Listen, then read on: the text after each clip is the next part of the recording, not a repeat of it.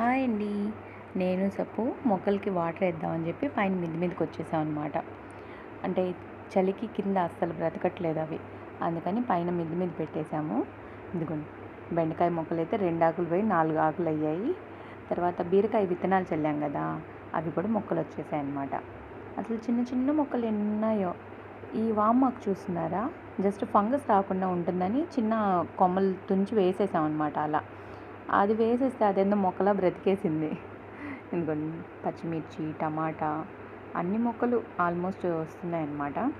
So మా బుజ్జి gardening చూసుకునే లోపు మన సప్పు ఎటో పారిపోయాడు. వీడు అసలు కాసేపు ఒక చోటు ఉండనే ఉండడు. చూడండి, అంతా నాదే అన్నట్టు తిరుగుతూ ఉంటాడు.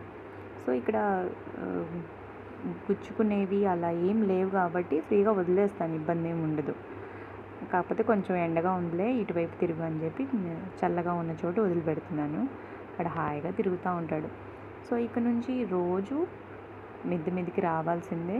ఇటు సప్పు వాకింగ్ అయిపోతుంది, అటు మొక్కల్ని చూసుకోవాలి, వాటర్ వేయాలి. సో 2 పనులు అయిపోతాయి, ఇబ్బంది ఏం లేదు. మనోడు చూడండి, వాకింగ్ చేయరా అంటే కామ్గా ఎక్కడికి వెళ్ళిపోతున్నాడు. ఆ మెట్ల కిందకి వెళ్ళి హాయిగా పడుకోవచ్చని వాడు ఆశ అనమాట. నేను మాత్రం అస్సలు వెళ్ళనివ్వడం, అక్కడికి అస్సలు వెళ్ళనివ్వను. ఇప్పుడు ఈ స్టెప్స్ మీద కూర్చోబెట్టాను కదా, ఇంకా కదిలాడు చూడండి. వాడికి భయం అనమాట. అంత పైనుంచి జంప్ చేయలేను అన్నట్టు చూస్తూ ఉంటాడు కామ్గా. కదిలాడ్డు చూడండి.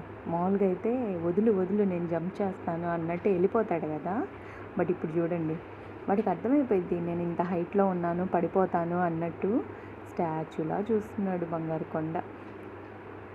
ఇప్పుడు జంప్ చేయరా, ఇప్పుడు జంప్ చేయి, వదులు వదులు అని చెప్పి అంటూ ఉంటావుగా, ఇప్పుడు అనరా అని చెప్పి అంటా ఉన్నా నేను. వాడి మొహం చూడండి, యాడికి జంప్ చేసేది, ఎంత హైట్లో ఉన్నాను చూస్తున్నావా.